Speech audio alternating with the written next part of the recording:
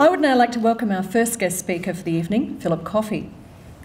Phil was appointed Westpac's Deputy Chief Executive Officer in April 2014 and has been a Group Executive of the bank since 2002. He was previously the Chief Financial Officer and Group Executive of Westpac Institutional Bank. Phil has extensive experience in financial markets, funds management and finance. He began his career at the Reserve Bank of Australia before moving to Citicorp and has also held roles in the United Kingdom and New Zealand. Phil has an honours degree in economics from the University of Adelaide and has completed the executive program at Stanford University Business School. In April 2014, Phil was appointed the inaugural chairman of the Westpac Bicentennial Foundation, a 100 million scholarship fund with an exclusive focus on Australian education and leadership. Please welcome Phil to the podium.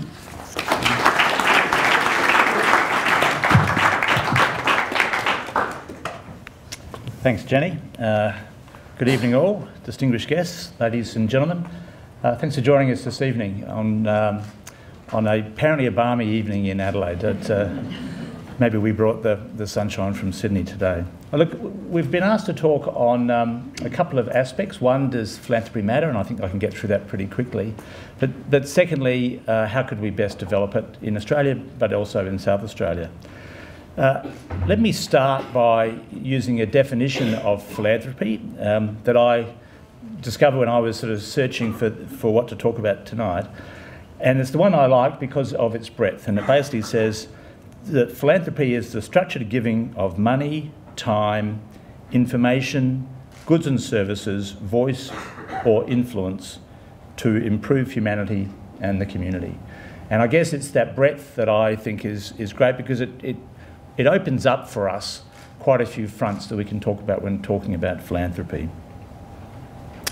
In terms of does it matter, I think the first and most obvious thing to note is the demographic trends that are happening in Australia. And let me just give you or share with you a couple of statistics that I think are pretty relevant to this. In 1970-71, 8% of the total population was over 65, so that's 8%. And the federal government is now predicting that over the next 40 years, that'll grow to 25%. At the same time, the number of people that are of a working age population will basically be constant. So it's clear that the federal government is going to have extra pressure on its budget, and if we're going to support the public sector development and public policy and social good, we're going to have to increasingly turn to the private sector. It's even more important when you think about South Australia, because South Australia's average age, or the proportion of people in South Australia who are 65 and over, is actually 2 percentage points higher than the national average. So we have an older population starting point in South Australia, and so those issues are going to be even greater. But the second thing to think about with regard to that demographic trend is that you're going to have a greater proportion of people who are going to be in retirement or approaching retirement. And that means that there's a bigger pool of resources to support philanthropy using that broader definition that I talked about. That's using their time and their voice and their influence and hopefully their funds to support philanthropy. And so really, if we're thinking about one of the challenges that we should be focused on, it's how do we tap into that pool of resources that I mentioned as the second point to fill the need that's clearly going to be generated because of the budget deficit that I mentioned in the first point. For me, it's very clear that developing a more vibrant, a healthier philanthropic ecosystem is something that we all should be turning our mind to.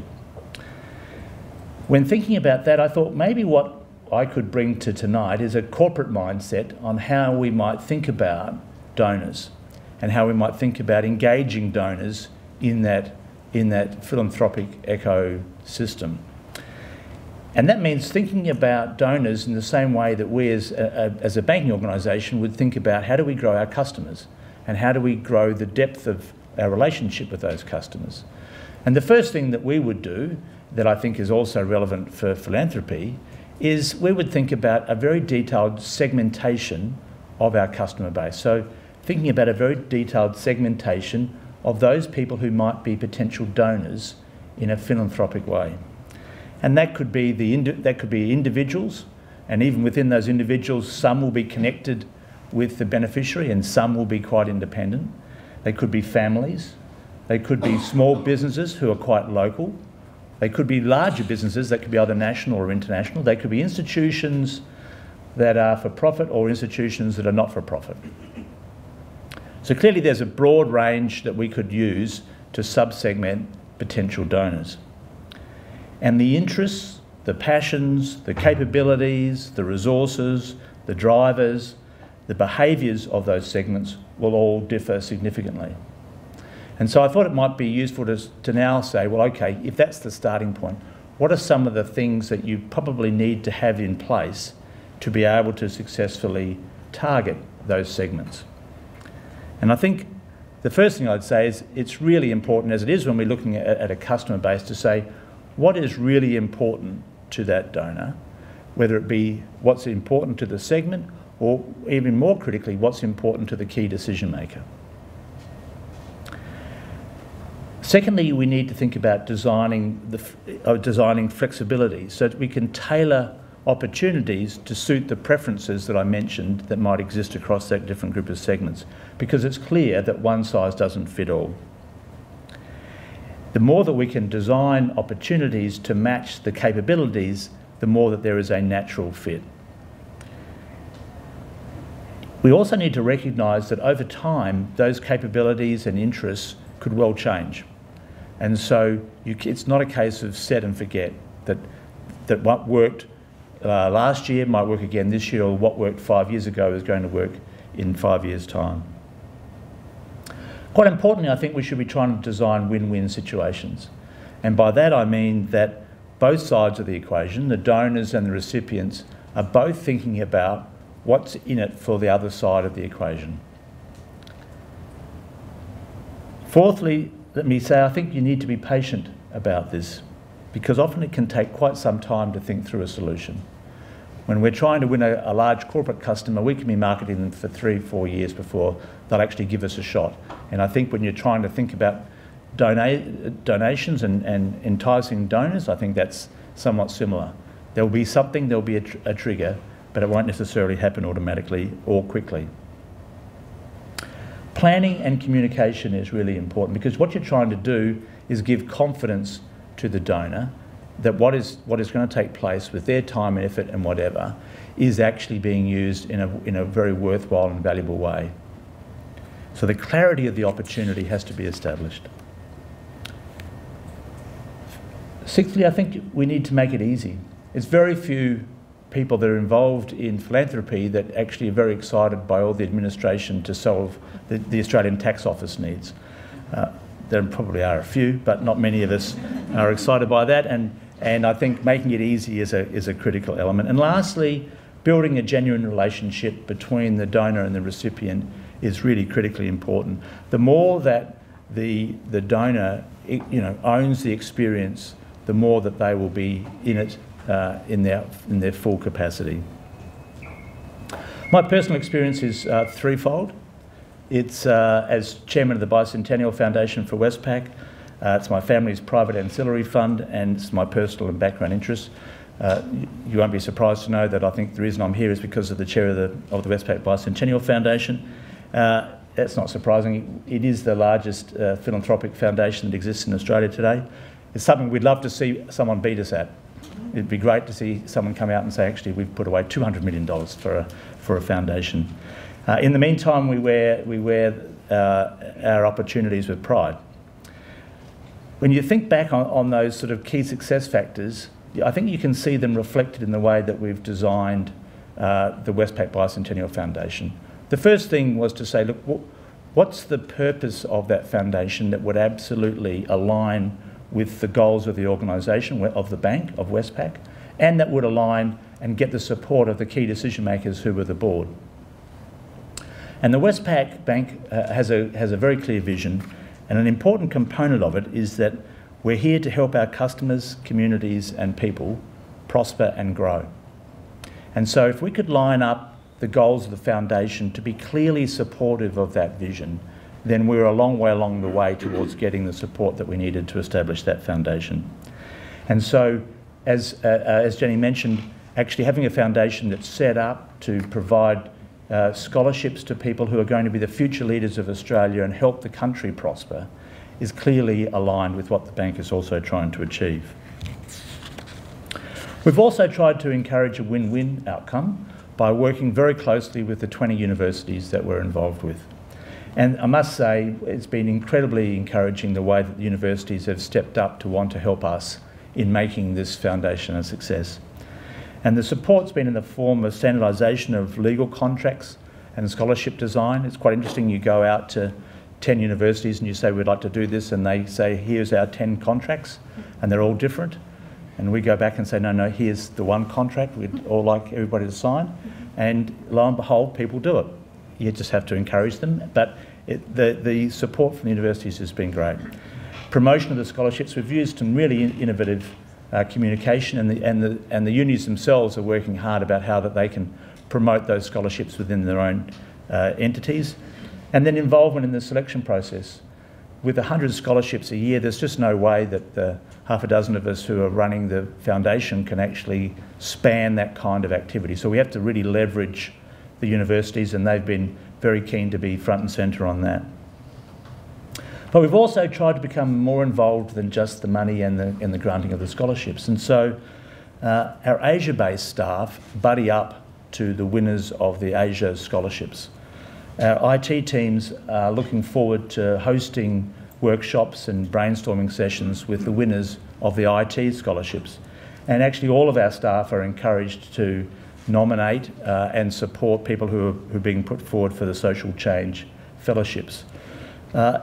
It's been no arm twisting by the bank at all. The staff have actually wanted to be involved because they can see the benefits of this.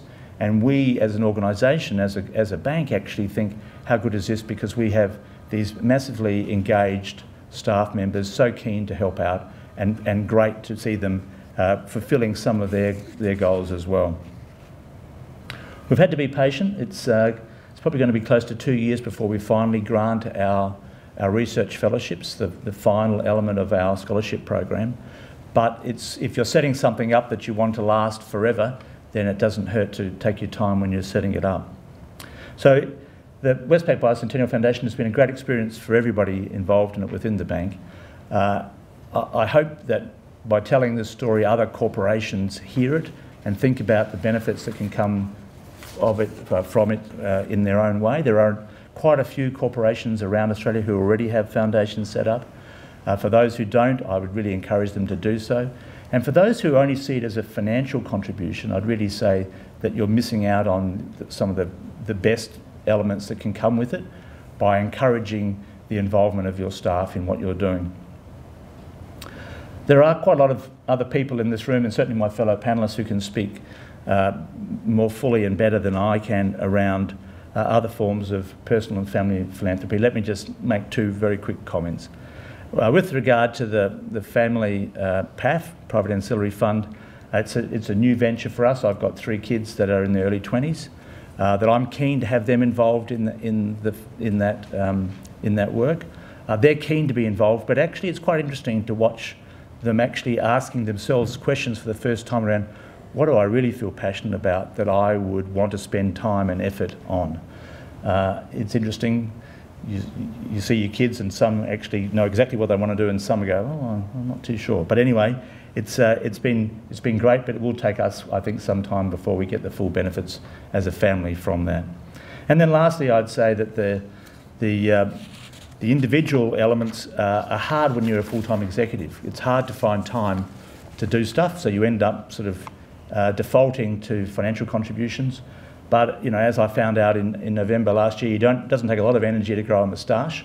And so there are ways to get involved other than just a straight financial contribution. Hopefully you've found some of my comments of interest tonight, and let me hand back to you, Jennie.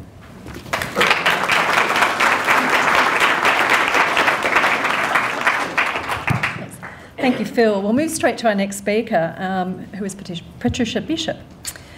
Patricia, a South Australian doctor and philanthropist, and her husband, Edwin Michell, have committed significant time and resources to supporting philanthropic activities in South Australia in education, the environment and the arts, and to preserving the state's heritage, including the historic Marble Hill site in the Adelaide Hills.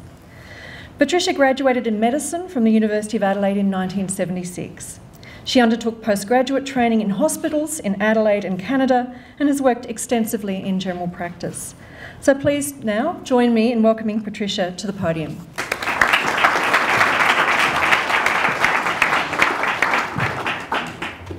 Thank you.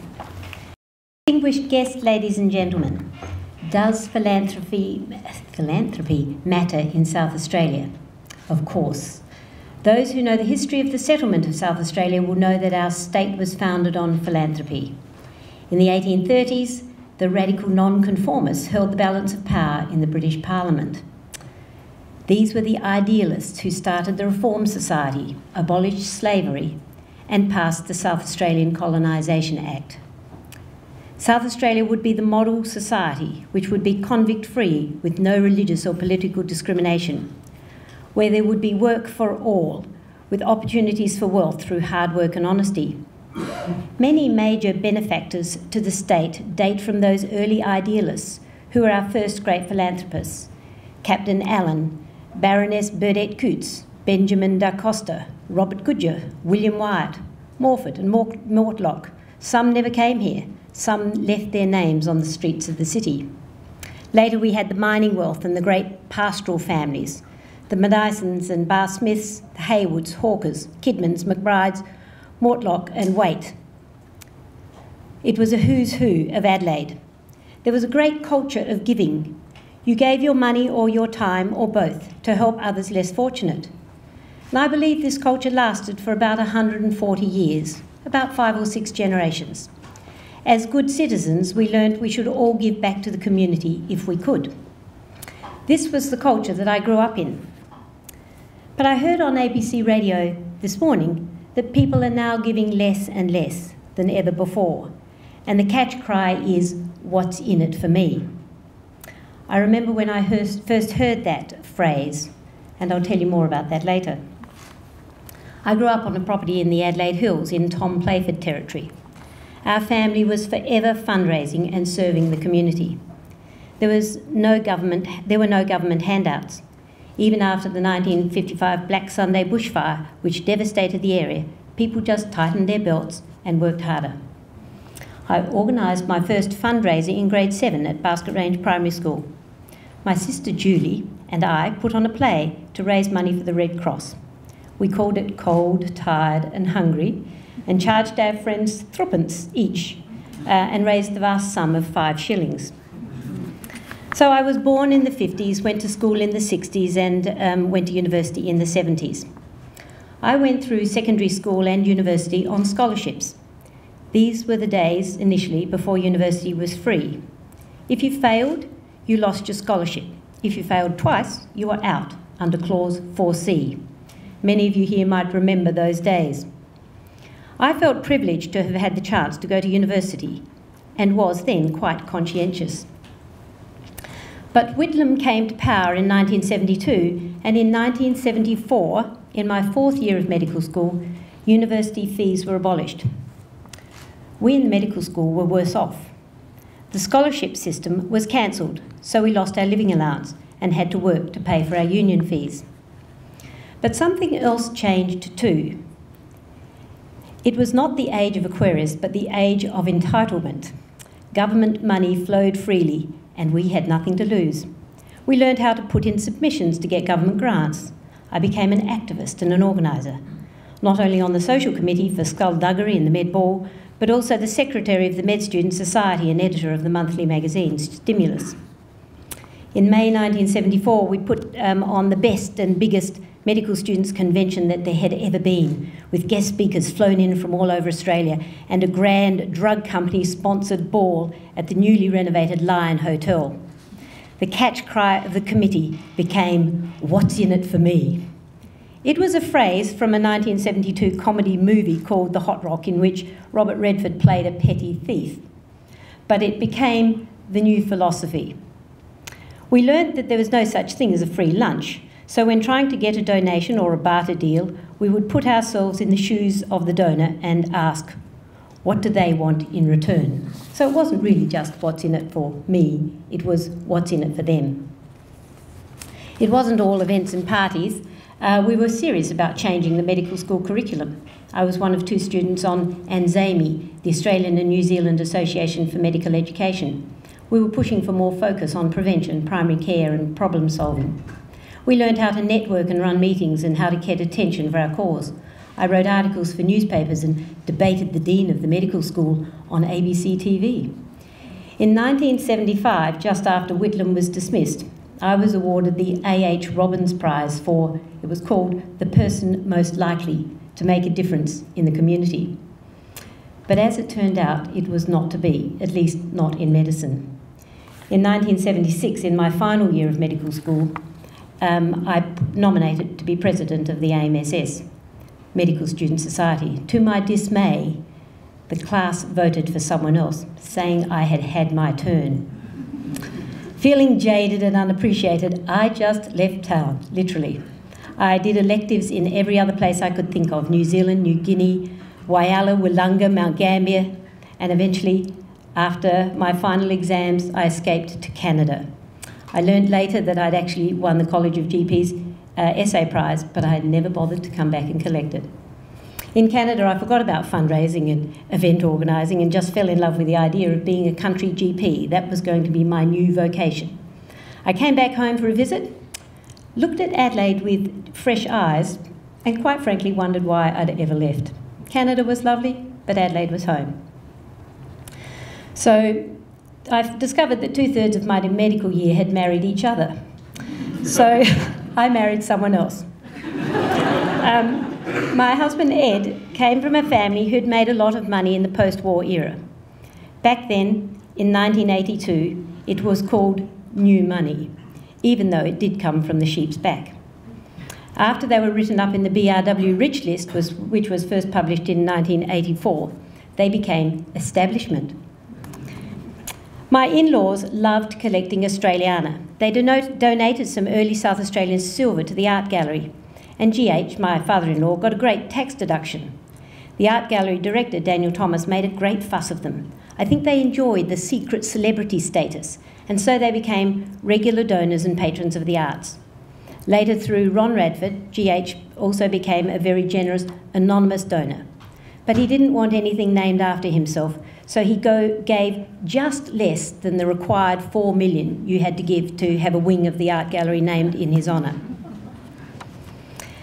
But back to the 1980s, I had children and worked part-time, but with my experience in fundraising, event planning and public speaking, I found myself naturally drawn to the not-for-profit sector. First of all, it was the Avenues Red Cross, then the Bishop's Court Committee, the Archbishop's Appeal and the Great Chefs of Adelaide. Then it was the school committees, St Andrews, Saints and Wilderness, Class Rep, Mission Guild, Parents and Friends. All the while, we were making regular end-of-financial year donations to our favourite North Terrace institutions, the schools and other worthy causes. And it was not until I became chair of the Wilderness School Foundation in 2003 that I earned my stripes and became aware of how important it is to follow some basic tried and true rules in philanthropy and fundraising. Later, I was invited onto the Botanic Gardens 150 Appeal Committee and then served on the State Library Foundation, which I chaired for 3 years. But those foundations were a good learning ground. The 1980s was a time when many of the state's successful foundations were set up by people like Alan McGregor, Peter Morgan and Rod Matheson. You may know them. And I have been lucky enough to learn from them by the way they set up the rules of the foundations. First, you have to be a significant donor before you can sit on the board. And as a board member, you have made your responsibilities. You have to invest wisely. Don't take risks. The very institutions you support depend on your integrity. Another rule is that you cannot resign until you replace yourself with someone of equal or greater capability. We could talk about the philosophy of fundraising, the responsibilities of board members, the rule of get, give or get off. Don't warm a seat if you're not being effective. And then we could talk about the art of the ask. mainly you just ask. But there is an art to doing it, and we heard a little bit about that from Philip. I don't think of myself as a philanthropist. I've never really made the transition from fundraising. My husband is the donor. I'm just his PA, and I encourage him to be generous.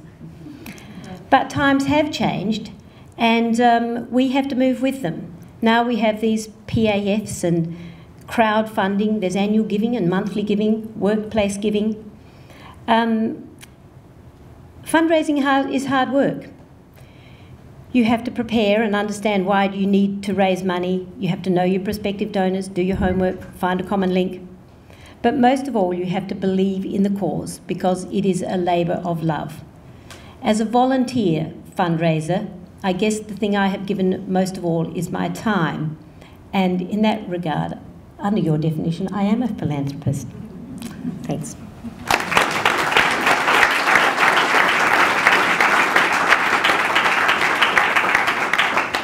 Thank you, Patricia.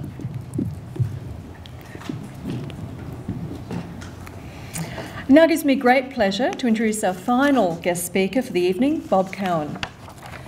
In 1993, Bob and his wife Gail, who is also here tonight, established the family philanthropic trust Cowan Grants.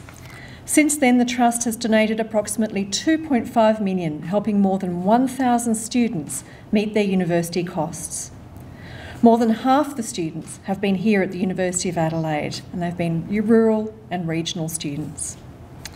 Bob graduated from the University of Adelaide with a science degree, majoring in forestry, before completing postgraduate studies in Canberra and at the University of Oxford. He is well known in South Australia for a long and distinguished career in the forest and timber industries in the state's southeast. So please welcome Bob to the podium.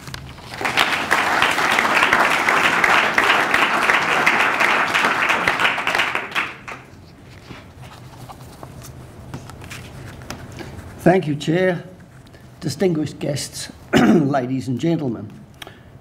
First, I need to explain where we are coming from, because we are a bit peculiar. We are 3 generations of a small, ordinary family, mostly salaried professionals, but no business backing. My parents graduated during the Depression, and consequently we lived very frugally. For their children, me and the others, we'll give you education as far as you can take it.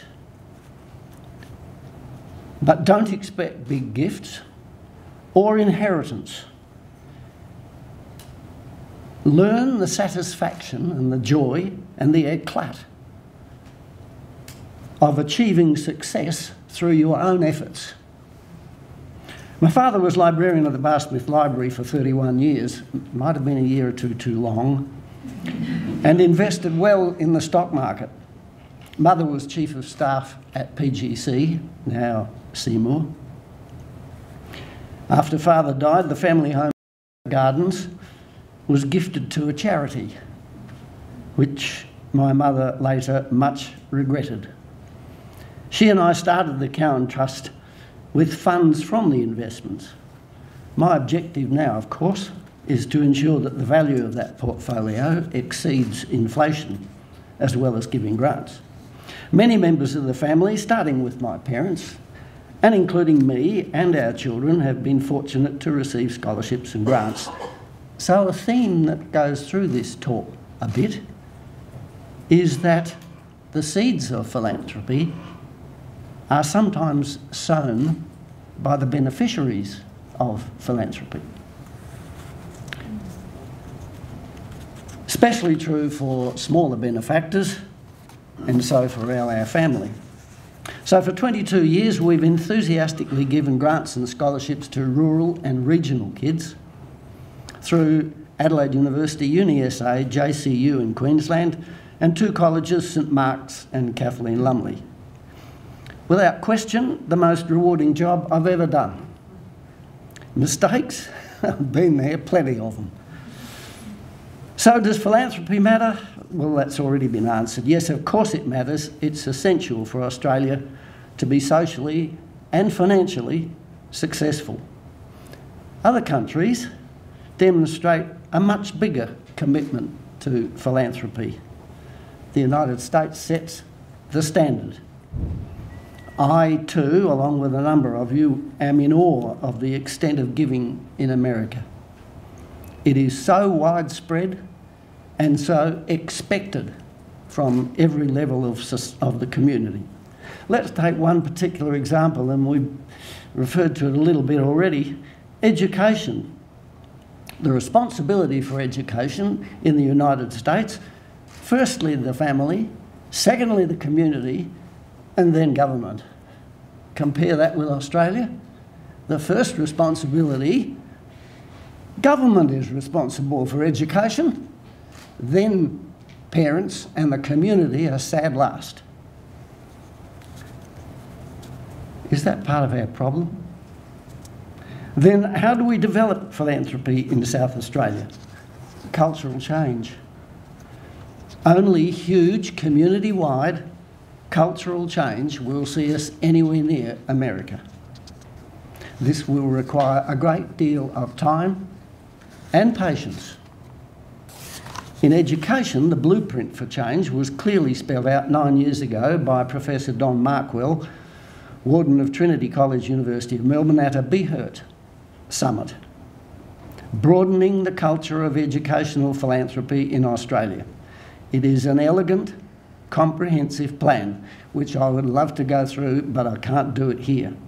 It's a must-read for anybody in education.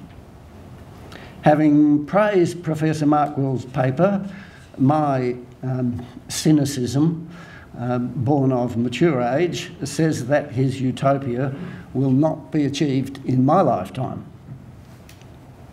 That doesn't mean we do nothing, but it does mean that we must continually improve wherever we can. My colleagues have described some examples of needed improvements, so I'll just pick three more. Firstly, in tertiary education, most of the effort must come from the universities because they will be the beneficiaries. So, could we involve the resources of each university staff more? The example for this suggestion comes from St Mark's College, which is pretty successful at fundraising. One evening some years ago, the then master, John Bannon, took us upstairs to a room where 4 students were chatting on 4 phones to 4 alumni, chatting with a purpose. We later talked to those students. They admitted being very apprehensive of the task, but given training and support, were pleased and surprised at their financial success. They felt it a very valuable experience to be coached in the art of gentle asking, Patricia's art of the ask. Indeed, they enjoyed it. So, university staff asking? People who devote their careers to tertiary education know their students and are the best advocates to engender a strong affinity to their alma mater. The seeds of philanthropy are germinated here. And let me acknowledge and compliment the many staff who already do this. Could students be asking too? The second example is promotion by philanthropists. We need to do better. I admit I found it very difficult to talk about what we were doing for many years, scared about being seen as blowing my bags. These days, because I've been lucky and I find it so rewarding, I'm comfortable talking freely.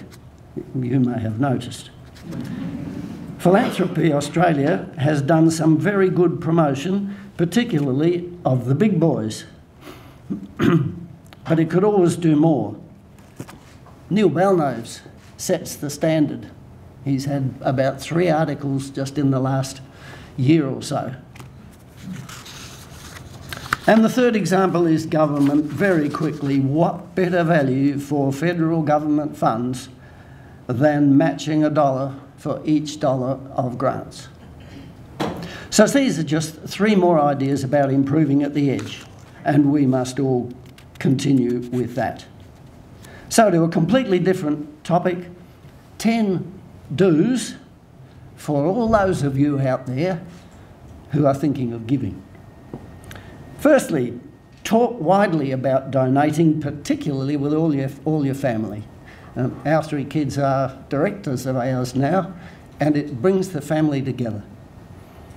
2, choose a field in which you have a personal interest and enthusiasm for, be it an art gallery, a health issue, education. We chose regional and rural children, obviously, because Gail's earnings for 10 years supported our 3 having to come to a city and leave Mount Gambier for university. 3, decide whether you've got the time and enthusiasm to manage your own fund, or do you join an existing group? 4, get expert, focused, legal advice about your structure. We began with an inappropriate model, and it was very costly to fix. 5, take risks. Be bold. Private philanthropy can take opportunities which are perhaps inappropriate for government. We believe our youth is far too cosseted, so we encourage students to challenge and adventure, as we did for our 3. We fund assistance for experiential learning, local and overseas. And we fund 2 two-week voyages on Young Endeavour, because the experience of climbing that 30-metre mast in the middle of the night, and it's cold and it's raining and they're scared and they're seasick and they're sleep deprived, builds character, confidence, teamwork and leadership. We've had quite a bit of experience with Young Endeavour. 6, set objectives, responsibilities and KPIs early. 7, start small, don't rush. We have started small with all our partners and built up when we can see the partnership working. Sometimes it doesn't work. 8, build relationships and be flexible with change. 9, tell the world what you're doing for the same reason as we're here tonight. And last, 10, meet your beneficiaries. The best quality assurance you will get, and the seeds of philanthropy are sometimes sown by the beneficiaries of philanthropy.